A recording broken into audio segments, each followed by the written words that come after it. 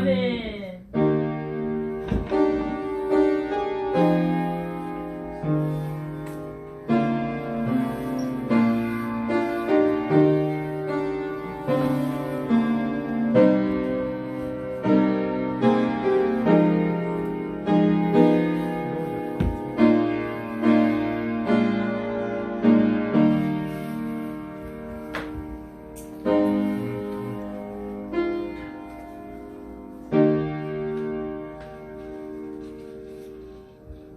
오늘 주신 하나님의 말씀 보겠습니다. 신약성경 고린도 후서 6장입니다. 1절에서 10절 말씀까지 291쪽에 있습니다. 우리 함께 믿음으로 합독하겠습니다. 우리가 하나님과 함께 일하는 자로서 너희를 권하노니 하나님의 은혜를 헛되이 받지 말라. 이르시되 내가 은혜 베풀 때에 너에게 듣고 구원의 날에 너를 도왔다 하셨으니 보라 지금은 은혜 받을 만한 때요 보라 지금은 구원의 날이로다. 우리가 이 직분이 비방을 받지 않게 하려고 무엇에든지 아무에게도 꺼리끼지 않게 하고 오직 모든 일에 하나님의 일꾼으로 자천하여 많이 견디는 것과 환난과 궁핍과 고난과 매맞음과 갇힘과 난동과 수고로움과 자지 못함과 먹지 못함 가운데서도 깨끗함과 지식과 오래 참음과 자비함과 성령의 감화와 거짓이 없는 사랑과 진리의 말씀과 하나님의 능력으로 의의 무기를 좌우에 가지고 영광과 욕됨으로 그러했으며 악한 이름과 아름다운 이름으로 그러했느니라. 우리는 속이는 자 같으나 참되고 무명한 자 같으나 유명한 자요 죽은 자 같으나 보라 우리가 살아있고 징계를 받는 자 같으나 죽임을 당하지 아니하고 근심하는 자 같으나 항상 기뻐하고 가난한 자 같으나 많은 사람을 부유하게 하고 아무것도 없는 자 같으나 모든 것을 가진 자로다. 아멘. 우리가 살다 보면 고난이 있고 문제가 있을 수 있습니다. 바로 이때가 은혜 받을 만한 때다. 이렇게 말씀하고 있어요.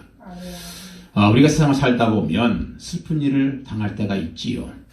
또 고난을 당할 때도 있고요. 또 상처를 받을 때도 있습니다. 어떤 사람은 하루아침에 재산을 다 잃은 사람도 있고요. 또 사랑하는 어떤 형제나 사람을 또 사별하기도 하기도 하고 또 불치병으로 정말 고생하는 그런 사람들도 있습니다. 그 외에도 우리가 크고 작은 일 때문에 그렇게 마음의 상처를 받아서 괴로워하고 절망하는 그런 때가 있을 것입니다.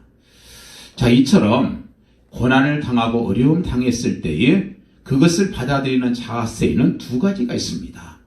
하나는 부정적인 태도인데 실제로 일어난 불행을 믿지 않으려고 하거나 아니면 후회하거나 아니면 자기 연민에 빠져서 절망하는 그런 태도가 있어요.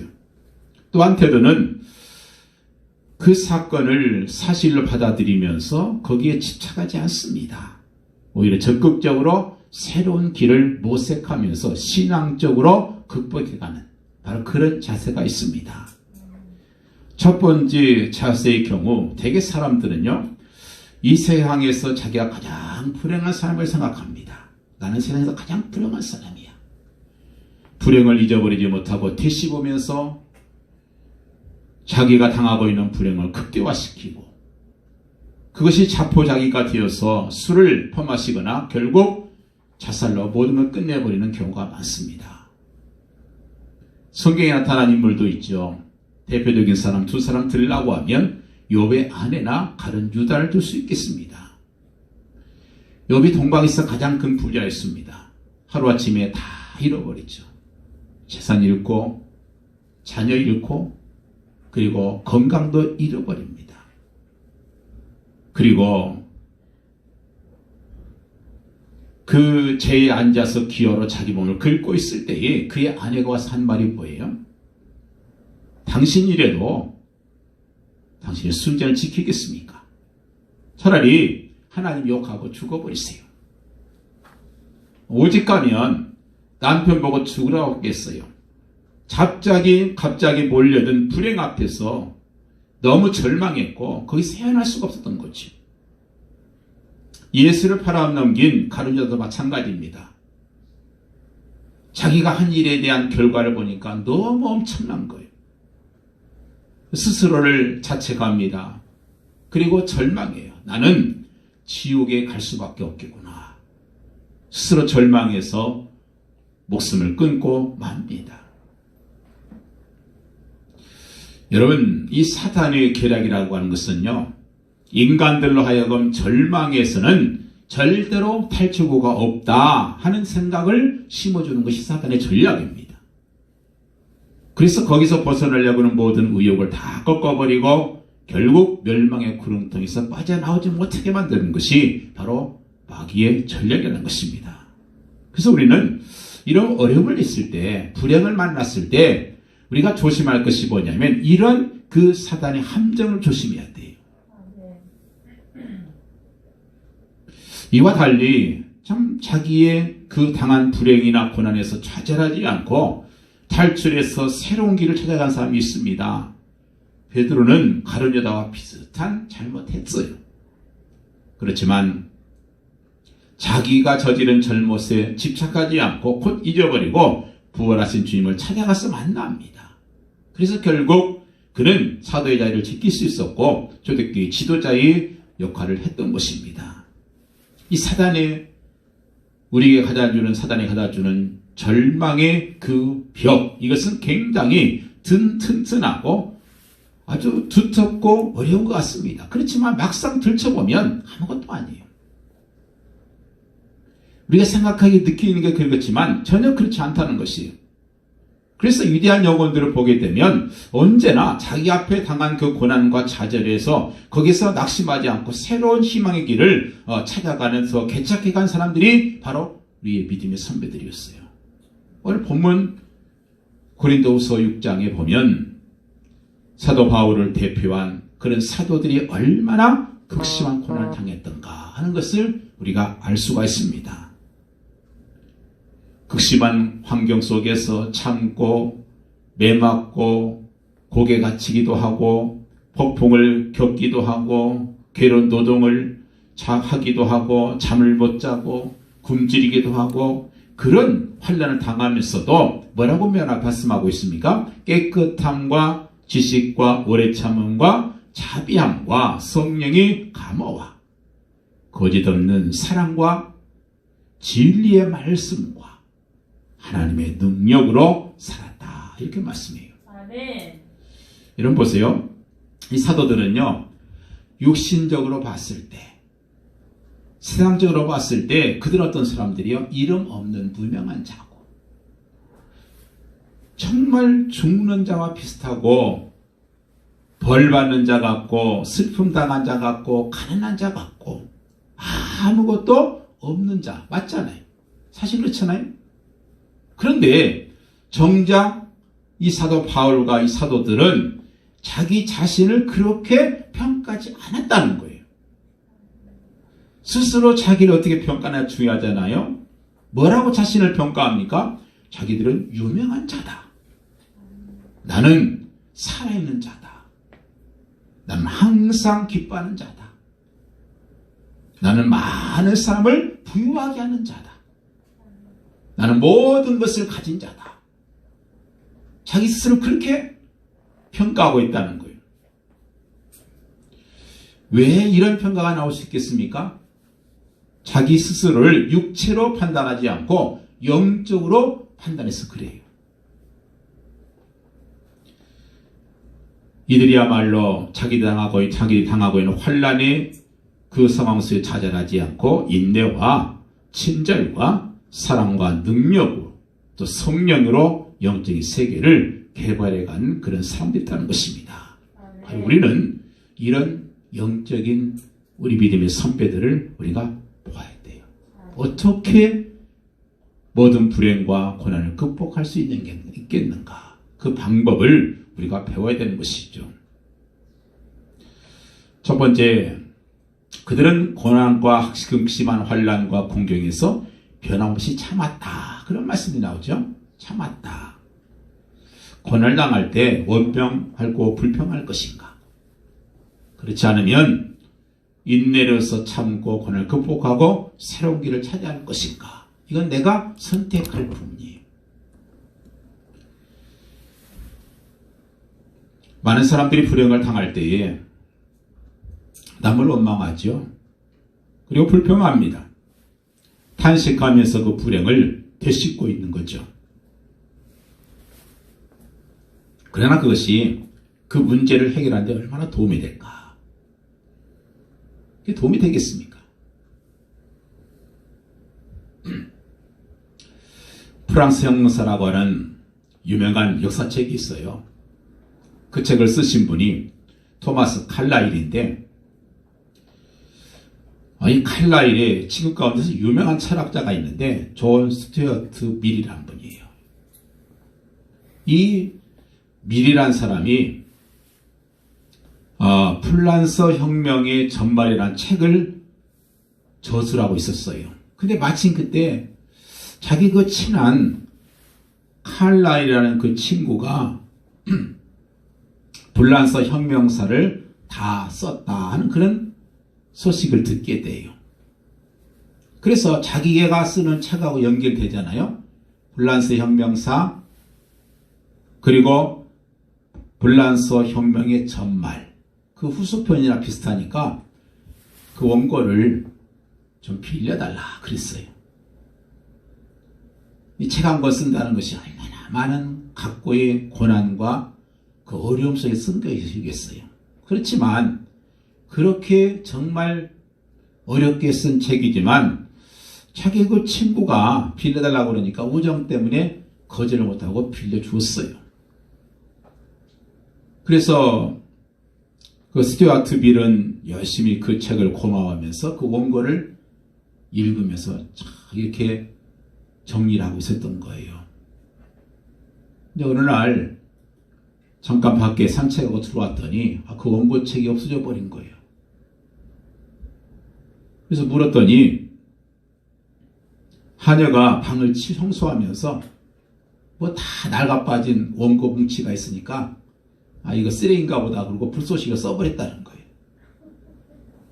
이건 완전 청천벽력 같은 사건이잖아요.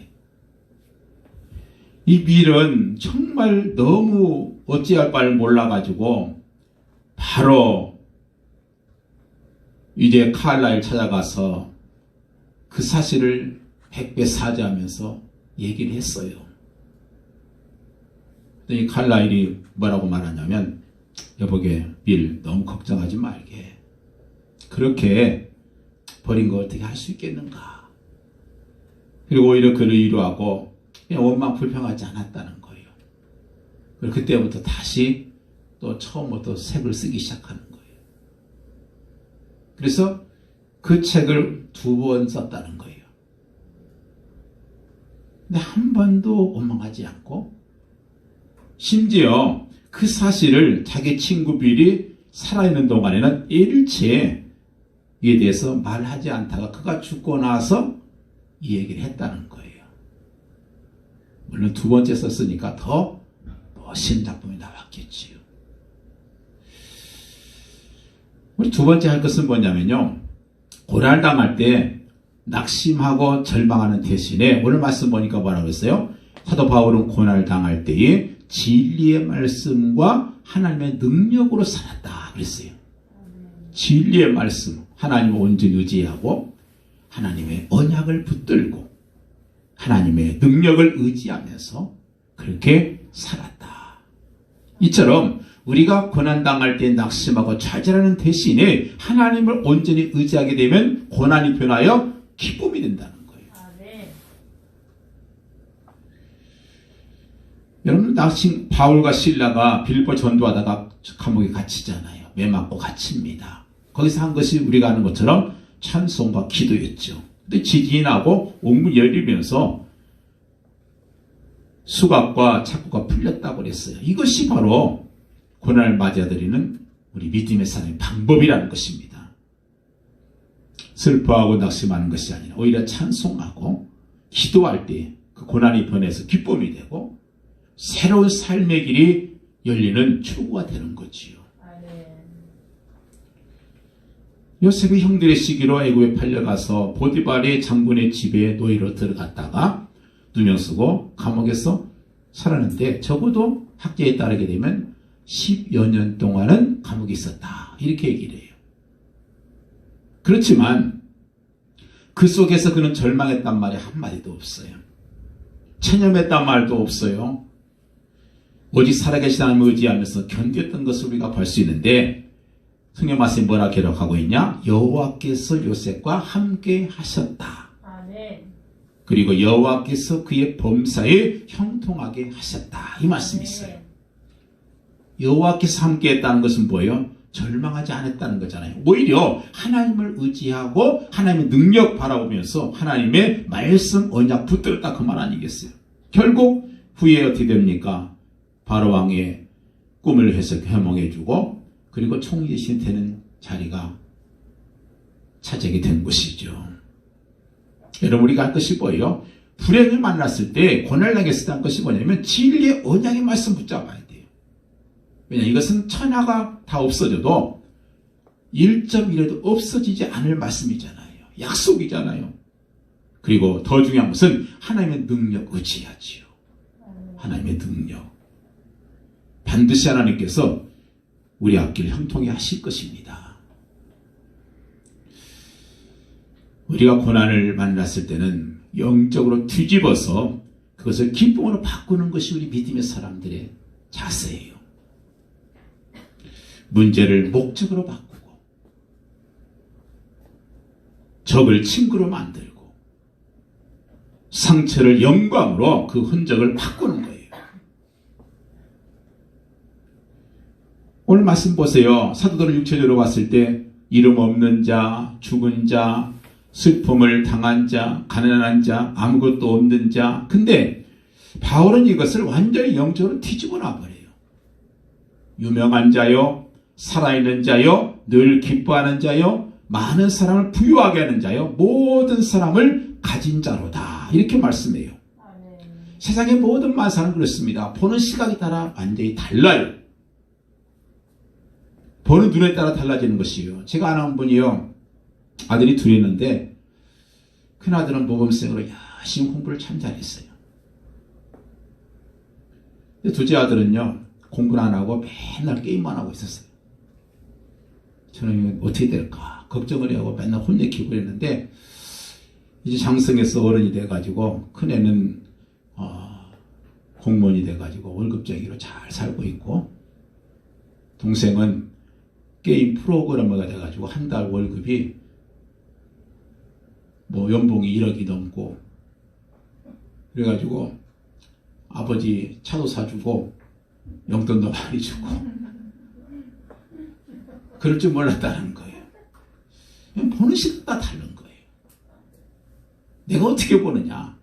근데 우리는 육신적으로 볼 것이 아니라 영적으로 봐야 돼요. 영적으로 본다는 말은 하나님의 시각으로 본다는 거죠. 무슨 일을 만났을 때 이것을 내가 어떻게 볼 것인가 하는 것은 내가 결정하는 거죠. 그래서 고난을 기쁨으로 바꾸는 방법은 영적인 눈을 뜨는 거예요. 영적인 눈. 이게 떠져야 되는 거지요. 그 영적인 눈으로 세상을 보게 되면 그 고난이 기쁨으로 바뀌는 거예요. 다른 각도에서 조명이 되는 거지요.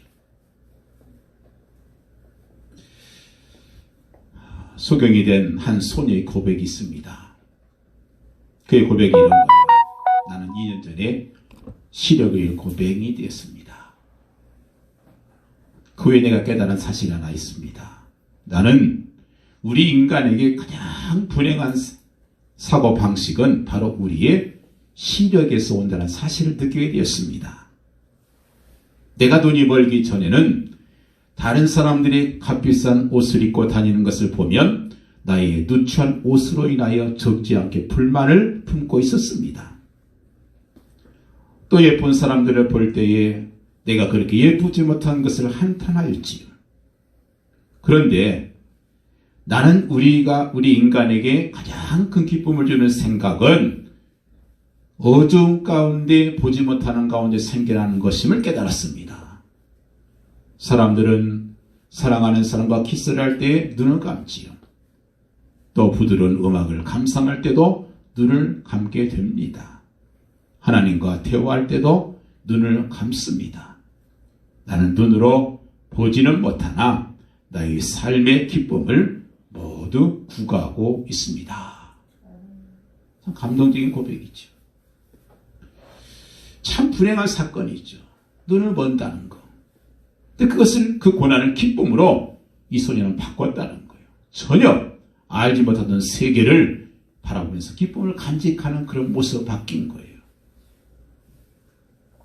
이란의 테란에 가면 왕궁이 있습니다. 그 들어가는 입구에 보면 아주 오색 찬란한 유리로 덮여져 있어요. 입구가.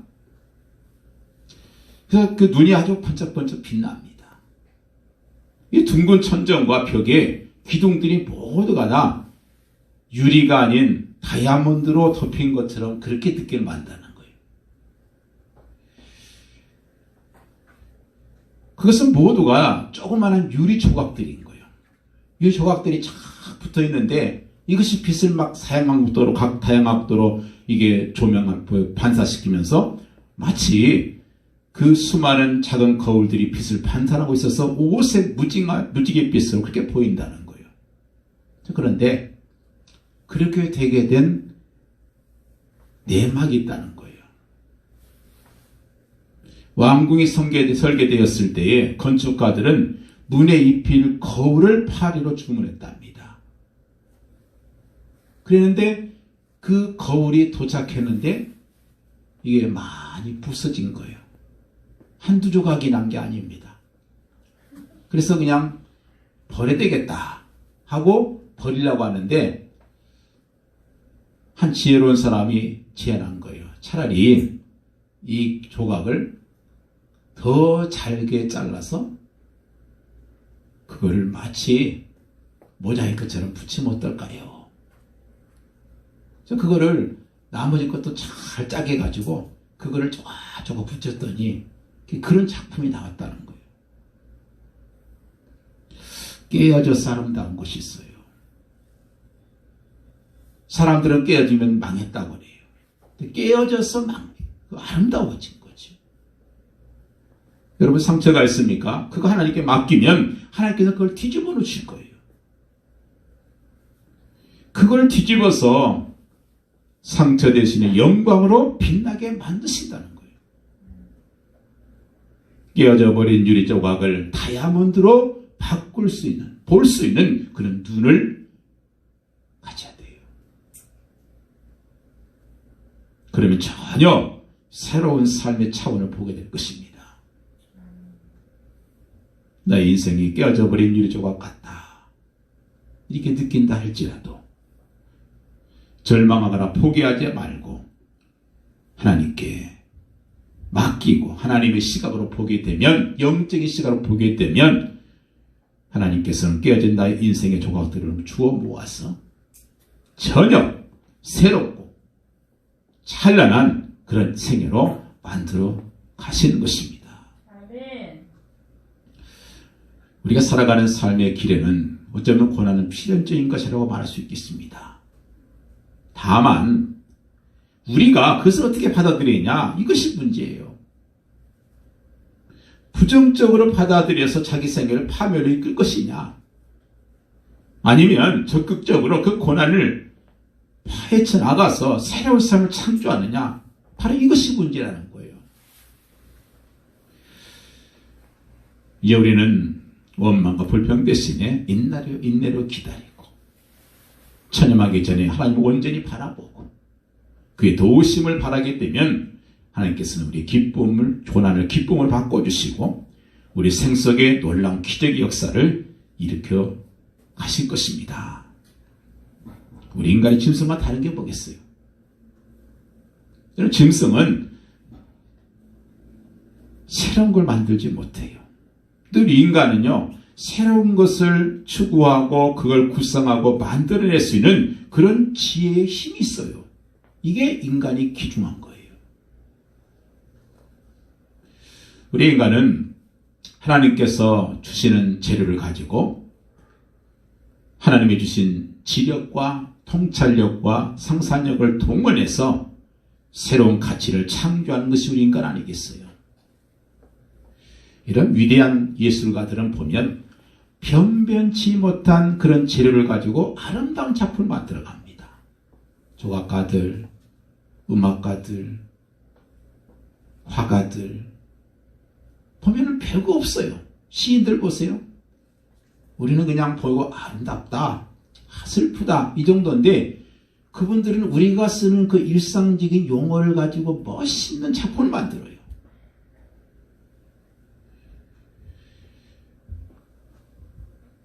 우리 예수님도 마찬가지예요.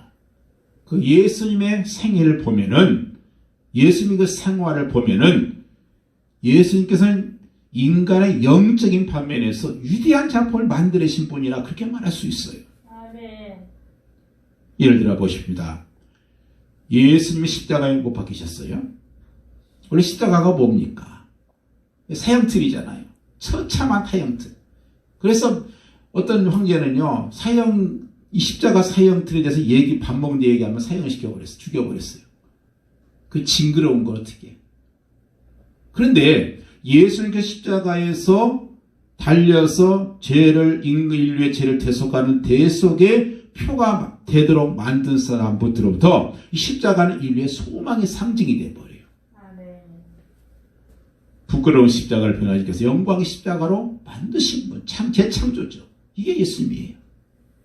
그뿐이겠습니까? 예수님께서 하신 일이 다 그래요. 정말 완고하고 정말 편협하고 독선적이고 무자비하기를 떼없는 그 바리새인 사울을 다메섹으로 가는 길에서 그를 만나주심을 통해서 그를 완전히 변화시켜서 사랑의 화평의 사명자 사도가 되게 만들어버리잖아요. 그래서 그를 통해서 온 세계에 복음이 전파되도록 했으니까 이게 얼마나 큰 가치의 새로운 창조입니까? 사도 바울뿐이겠어요. 돈만 알고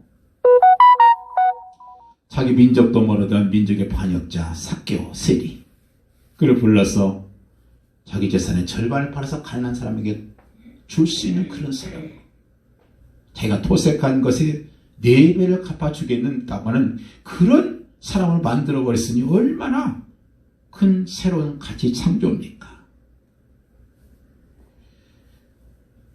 막달라 마리아 7 귀신 들여서 정신없고 미쳐서 부끄러운지도 모르는 그 여자, 그 여자를 변하게 해서 만들어서 하나님의 딸로 삼으시고 예수 그리스도께 복음을 해서 봉사할 수 있게 만든 그 기적, 얼마나 큰 가치의 창조입니까? 이런 그 예수님의 모습은 예수님이 세상에 계실 때만이 아니라 예수님께서 부활 승천하신 다음에도 지금도 복음이 전거되는 곳마다 이 같은 새로운 가치 창조가 일어나고 있다는 거예요. 바울이 그런 말 했잖아요. 누구든지 그리스도 안에 있으면 새로운 피조물이라. 이전 것 지나갔으니 보라 새 것이 되었다. 그리스도 안에서 새로운 창조가 이룩된 것이죠. 옛 것은 지나가고 새 것이 되어서 전에는 매우 더러웠던 것이 깨끗해지고 전에는 매우 이기적이었던 것이 이제는 사랑과 봉사와 헌신의 생활이 되어지는 그런 새로운 삶으로 됐다는 거예요. 그래서 우리가 꼭 기억할 것이 있습니다. 주 안에서 새로운 피조물이 되었다고 하면 우리도 주 안에서 이와 같은 창조적인 생활을 할 수 있다는 거예요. 그래서 바울이 빌립보 전도할 때 귀신 들려서 불쌍히 여겨지는 그 여종을 고쳐줘서 결국 감옥에 들어가잖아요. 거기 들어가서 어떻게 돼요? 나중에 거기에 그 지진이 일어나고 옥문이 열리고 고랑이 풀리고 간수가 회개하고 빌립보 교회의 기둥 같은 사람이 돼요. 그래서 원래 빌립보 교회는 여자들만 있었던 교회인데 그 간수장이 들어오면서부터 남자 교회도 생기기 시작하고 교회가 기초가 튼튼하게 세워졌어요. 이것은 파울의 생활뿐만이 아니에요. 누구든지 믿음 가지고 살아가는 사람이 있다고 하면 그 사람은 누구든지 창조적인 생활을 할 수가 있어요. 그래서 영적으로 뒤집을 수 있다는 말이에요. 어떤 환경과 조건 속에서도 이 같은 생활이 된다는 거예요. 우리 잘 아는 예를 든다면 존 번영 같은 사람. 영국에서 메리어 왕이 청교도들을 핍박할 때에 복음 전했다는 그 이유 하나로 존 번영은 감옥에 들어서 12년 동안 감옥 생활을 합니다. 여러분 생각해 보세요.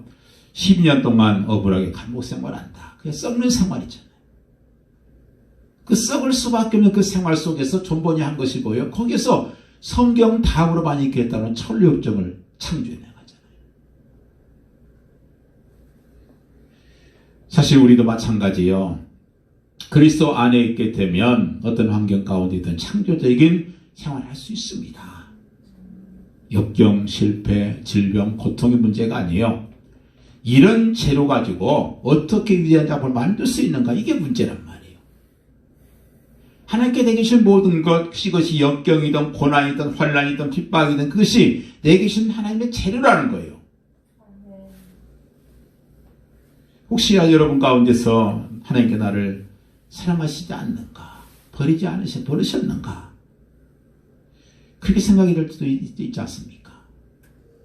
다른 사람은 그렇게 생각할지 몰라도 우리는 어떻게 해야 돼요? 어려운 조건 속에서도 하나님께서 나를 어떻게 좋은 길에 인도하시려나, 이거 생각해야지. 그러면서 내가 할 수 있는 최선의 일을 다하면 되는 거예요.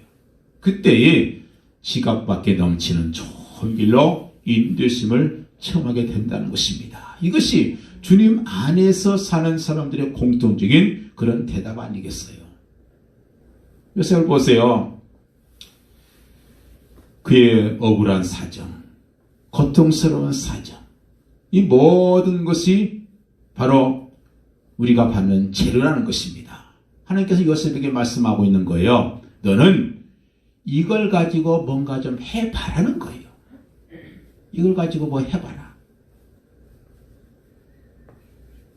그래서 오늘 말씀 보니까 우리는 근심한 자 같으나 항상 기뻐하고, 가난한 자 같으나 많은 사람 부유하게 하고, 아무것도 없는 자 같으나 모든 것을 가진 자라, 그렇게 말씀하고 있는 거예요. 한국에 나온 초대교회 그 대부흥사가 한 분 계셔요. 그분이 김익두 목사님이세요. 이분이 청년 시절에 그 고을에서 아주 이름난 망나니 남봉꾼이었어요. 그 13살 때 그의 아버지 김응선 씨가 병으로 임종이 가까워지자 그 아들 김익두를 불러놓고 이렇게 부탁을 해요. 손을 잡고, 너는 사랑굿을 제대로 해야 된다. 이 말을 남겨놓고 죽었어요.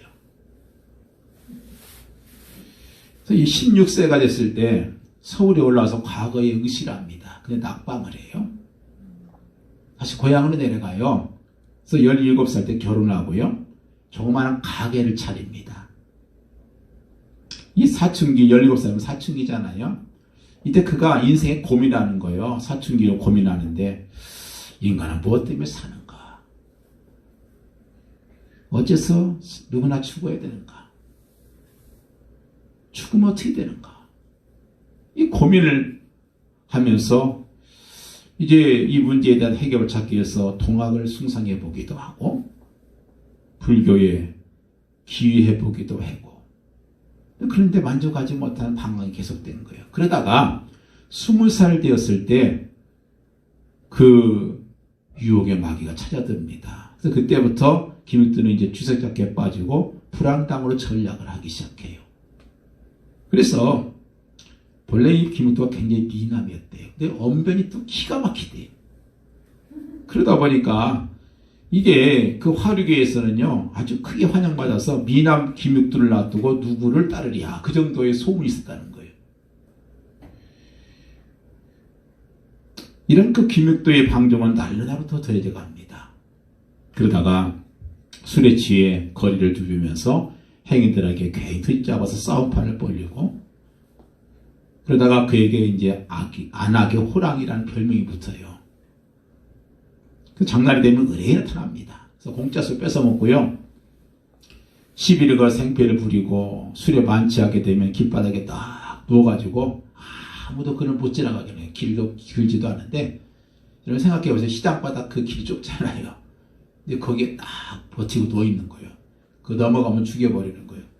그러니까 다들 그냥 거기 여기인데도 잘 돌아가야 되고, 먼 길 돌아가야 되고, 또 외나무 다리가 있으면 거기에 가만히 숨어있다가 발떡 일어나가지고 깜짝 놀란 여인네가 물에 빠져서 허우적거리면 그거 보고서 낄낄대고 웃고, 이런 사람이 됐어요.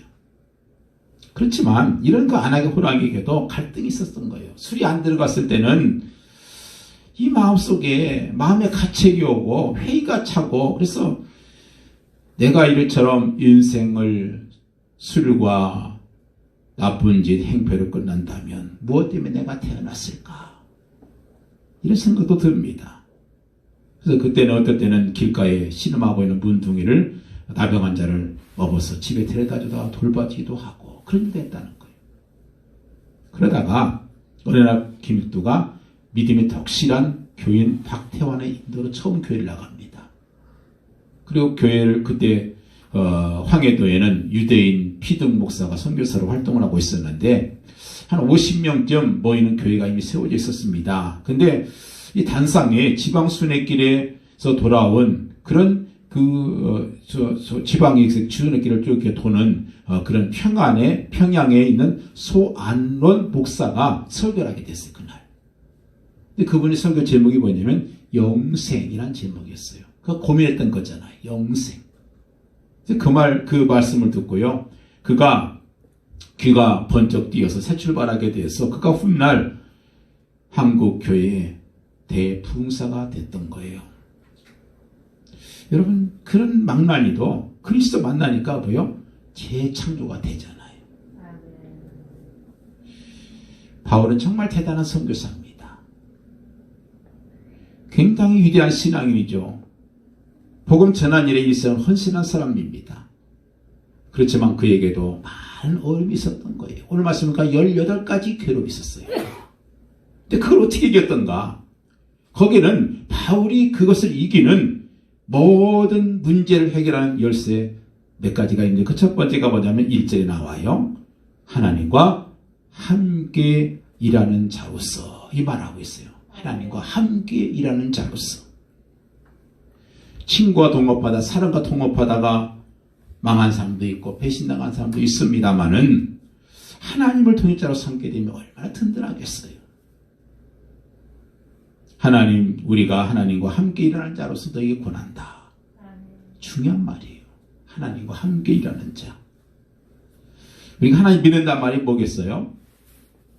하나님과 함께 한다는 거잖아요. 근데 여러분 아실 것은요, 하나님을 위해서 일한다는 말하고 하나님과 함께 일한다는 말은 달라요. 하나님을 위해서 할 수 있는 것은 하나님 안 믿는 사람도 할 수 있습니다. 그 예가 누구냐면 바로 고레스 황제죠. 유대인들을 해방시켜준 하나님 일을 한 사람이에요. 좀 그는 하나님과 함께한 사람은 아니었어요. 바울은 하나님을 위해서 일하면서 동시에 하나님과 함께 일했다는 거예요.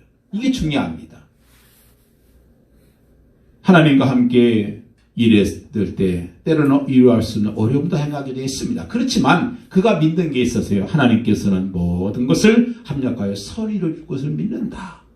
이게 하나님과 함께 일하는 사람들의 자세예요. 빌립보서 4장 11절이 이렇게 말씀해요. 내가 궁핍함으로 말하는 것이 아니라 어떤 형편이든지 내가 자족하기를 배웠더니 내가 피치는 체할 줄도 알고 풍부에 체할 줄도 알아. 모든 일에 배부르며 배고픔과 풍부와 궁핍에도 일체 비결을 배우느라 내게 능력 주신 자 안에서 내가 모든 것을 할 수 있느니라 그랬어요. 하나님과 함께 할 때 뭐든지 되는 거예요. 하나님과 함께 하면 감옥에 있어도 총리가 되잖아요.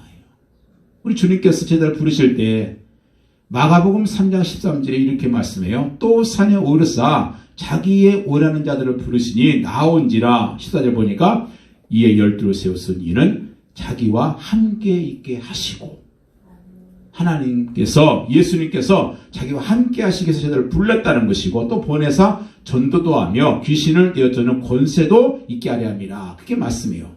예수님께 제자를 부르신 목적은 세 가지예요. 하나는 내가 너희와 함께 하기 위하이다. 두 번째는 전도하기 위하이다. 세 번째는 귀신 내어쫓는 권세를 주려도 내가 함께 너희를 불렀다는 거예요. 그래서 오늘 말씀 보니까 바울은 하나님과 일하는 자로서 너희를 권한다, 이런 말씀을 하고 있어요. 이게 얼마나 중요한지 몰라요. 주님을 위해서 일해야 되겠지만 더 중요한 것은 주님과 함께 일해야 돼요. 그래서 우리가 이렇게 예배도 드리고 말씀 듣는 거 아니겠어요? 하나님과 함께 하기 위해서. 또 하나 보니까 은혜를 헛되이 받지 말라 그랬어요. 여러분, 바울이 은혜의 그 힘의 근원은 뭐였냐면 기회를 놓치지 않았어요. 내가 은혜 베풀 때에 너에게 듣고 구원의 날에 너를 도왔으니 보라, 지금은 은혜 받을 만한 때요. 보라, 지금 구원의 날이로다 그랬어요. 구원의 때, 하나님께서 주신 은혜의 때, 우리 그 때를 놓치면 안 돼요. 이 성경에 보면은 이 때를 잘 잡은 사람들이 많습니다. 그 대표적인 사람이 그 소경이었던 그 바디메오 아니겠어요? 바디메오가 예수님 지나간다는 소리를 듣고 그 기회에 놓치지 않습니다. 다윗은 예수여 나를 불쌍히 해달라고 고약을 지르잖아요. 나중에 조금 조용할 때, 한가할 때 만나지. 그랬으면 아마 이 바디메오는 영원히 아마 눈을 못 뜨고 그냥 그렇게 일생을 죽었을 거예요. 그 기회를 놓치지 않았어요. 열대의 혈등에 고생했던 여인도 마찬가지잖아요. 나는 좀 한가할 때 했으면 좋겠다. 그러면 이미 늦은 거지요. 누구나 다 하나님께서 함께 하시는 그때를 우리가 만나는 게 정말 중요합니다. 모든 게 때가 있다고 그랬어요.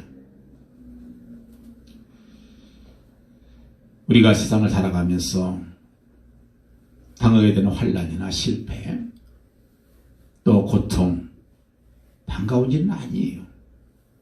그렇지만 바로 이때가 하나님께서 우리를 만나시는 때고 우리가 은혜 받을 때라는 거예요. 이걸 잊어버리지 마십시다. 과거 역사를 보게 되면 많은 사람들이요, 이처럼 인생의 어두운 그 밤, 그 어려운 순간에 하늘의 광명한 빛을 받았던 사람들이 참 많습니다. 성 프란시스가 그랬고, 성 로열나라 사람이 그랬고, 파스칼도 그랬고, 다 이런 위대한 신앙의 용사들이 다 병상에서 하나님 만나요. 그렇습니다. 여러분, 환난의 기회가 은혜의 때가 되고, 하나님 만나는 때가 되고, 하나님의 사랑 맛보는 때가 되고, 하나님의 능력을 체험하는 그런 축복의 그런 때가 되기를 여러분 소원하시길 바라요. 히브리서 4장 16절에 보면, 그러므로 우리가 긍휼하심을 받고 때를 따라 돕는 은혜를 받기 위하여, 때를 따라 돕는 은혜를 받기 위하여 은혜의 보좌에 담대히 나갈 것이니라 그랬어요. 우리가 담대히 주님의 은혜 앞으로 나가야 되지요. 그게 안 되면 뭐가 생깁니까? 고집이 생기기 시작해요. 내가 생기기 시작하는 거예요. 내가 들어서면요, 그때는 망하는 거예요. 사울왕이 은혜 받은 사람이었습니다. 이스라엘 왕이 초대왕으로 잘 살았어요. 그런데 어느 순간부터 그 은혜를 간직하지 못하고 자기를 내세우기 시작하면서부터 그는 결국 종말이 몰락이 되고 마는 거지요. 오늘 말씀 4절에서 10절까지 말씀 보게 되면 우리가 하나님과 함께 동역하면서 기회를 따라 은혜를 받게 되면 18가지 모든 문제가 다 해결된다. 이걸 우리에게 말씀하고 있어요. 사도 바울은 남보기에는 근심하는 생활을 하고 있었지만 항상 기뻐해 보여. 남보기에는 가난한 사람 같았지만 그러나 많은 사람을 부유하게 만든 사람이었고, 남보기에는 아무것도 없는 가난뱅이 생활 같았지만 많은 것을 가진 자의 생활을 했다고 그는 그렇게 고백하고 있습니다. 하나님께서 우리에게 은혜 받는 기회를 주셨잖아요. 예수 그리스도를 통해서 주신 거예요. 이제는 은혜를 받으면 모든 게 문제가 안 돼요. 예수님의 12제자를 보세요. 만약 그들이 그리스도 밖에서 만났다면 아마 절대로 하나가 될 수 없을 거예요. 한 사람은 민족을 배반한 민족의 동족의 피를 빨아먹는 세리고, 한 사람은 유대인을 위해서라고 하면 목숨이라도 바칠 수 있는 열심당원도 있었어요. 서로 반대잖아요. 근데 함께 나이 차이도 있고, 그래서 베드로와 요한은 차이가 굉장히 많이 났어요. 그럼에도 불구하고 하나님 안에 은혜를 받고 나니까 모든 것이 다 되는 거예요. 그래서 그리스도 밖에서, 은혜 속 밖에서 하면 다 망할 수밖에 없어요. 그렇지만 은혜를 받은 자는 아무도 이길 수가 없고, 그리고 하나님께서 하고자 하시는 것은 뭐가 문제가 되겠어요? 하나님께서 함께 하시는 사람들은, 여러분, 하나님께 축복하시려면 누가 맡겠습니까? 오늘 또 여러분 앞에 문제가 있습니까? 산더미 같은 장애물이 가려놓여 있습니까? 그 문제 신경 쓰지 말고 주님과 함께하고 있는가? 여기에 신경을 쓰십시다. 그러면 나머지 문제는 주님께서 다 해결하십니다. 정말 고민이 있다면 다 주님께로 돌아가면 다 해결돼요. 예수님께서 왜 오셨어요? 우리 함께 하시고 우리 함께 일하시기 위해서 또 성령이 보내주셨잖아요. 하나님께서는 분명히 살아계셔서 응답하시고 역사하실 것입니다. 주님과 함께 역사하시는, 함께 하시는 여러분 되시기를 주님의 이름으로 축원드립니다. 기도합니다. 할렐루야. 아버지 감사합니다. 하나님, 우리가 참 어려울 때가 바로 하나님 은혜 받을 때란 사실 잊지 않게 하시고, 내가 어려움과 고통 속에 있을 때 하나님의 축복이 임하고 하나님의 능력이 임하고 하나님의 사랑이 임하고 내가 더 주님께 가까이 갈 수 있는, 주님과 함께하는 수 있는 그런 기회란 사실을 잊지 않도록 축복하옵소서. 예수 그리스도 이름으로